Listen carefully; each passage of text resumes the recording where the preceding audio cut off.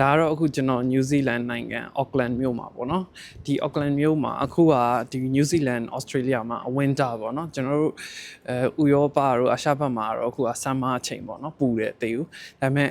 New Zealand တို့မှာ winter ပေါ့နော်အေးတယ်ရာသီဥတုကအခုနှင်းတော့မကျနေဘူးဒါပေမဲ့ရာသီဥတုက14-15လောက်ရှိတယ်ပေါ့နော်ရာသီဥတုကအေးပါတယ်ကျွန်တော်အခုဒီနေ့သွားမှာကတော့ဒီ Auckland ကနေပြီးတော့ပေါ့နော် ferry boat စီးပြီးတော့Waiheke Island ဆိုပြီးတော့တစ်ခုရှိတယ်ပေါ့နော်အဲ့ဒီဟာကျွန်းပေါ့အဲ့ဒီကျွန်းကိုတင်မောနဲ့သွားမှာပေါ့နော်အဲ့တော့ကျွန်တော်လည်းပထမဆုံးသွားမှာပါတင်မောကတော့ကျွန်တော် online မှာကြည့်ကြည့်တာနယ်လီဈေးများတယ်အသွားအပြန်ကို New Zealand dollar 60လောက်ပေးရတယ်ပေါ့နော်အဲ့တော့ကျွန်တော်လည်းပထမဆုံးသွားမှာဆိုတော့ကျွန်တော်လည်းဒီလိုလိုက်ကြည့်လိုက်ရအောင်ဒါကတော့ Auckland မြို့ရဲ့မြို့လယ်ပေါ့နော်မြို့လေးကတော်တော်လေးကိုအေးချမ်းပြီးတော့တာယာပါတယ်တခြားမြို့ကြီးတွေနဲ့မတူဘူးပေါ့နော်သူကအနေနဲ့လူဦးရေနေတယ်ပေါ့ဒီမှာပေါ့နော်တင်မောစိတ်တွေကအများကြီးပဲဗျအဲ့လိုမျိုးစိတ်ကန်းနေတာပေါ့နော်အဲ့တော့ဘယ်ဟာကနေပြီးတော့သွားမှာလဲလို့ကျွန်တော်အခုမေးလိုက်တာသူပြောတယ်ဒီမှာ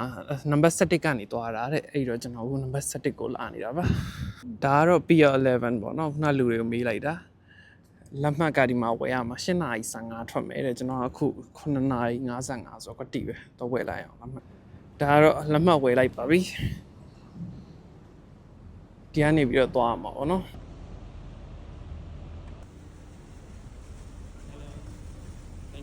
ဒါကတော့ Waiheke Island ကိုသွားတဲ့တင်မောပေါ်မှာပေါ့နော်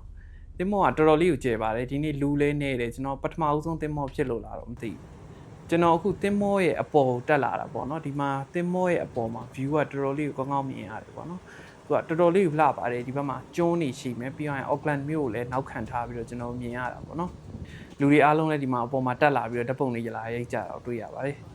ဒီဘက်သွားရင်းနဲ့ဘဲဘက်ရောညာဘက်ရောကျွန်တော်ကျွန်းနေအများကြီးတွေ့ရတယ်ပေါ့နော် view လေးကတော်တော်လှပါတယ်တင်မောကတော်တော်လေးကိုအရှိန်ပြင်းပြင်းနဲ့မောင်းတာပေါ့နော်ကျွန်တော်အခုတင်မောမိနစ်40လောက်စီးရမယ်လို့ပြောတယ်ဗျပြီးတော့တင်မောမှာလေရတယ်တော်တော်လေးကိုတိုက်တယ်ပေါ့နော်တော်တော်လေးကိုအေးပါတယ်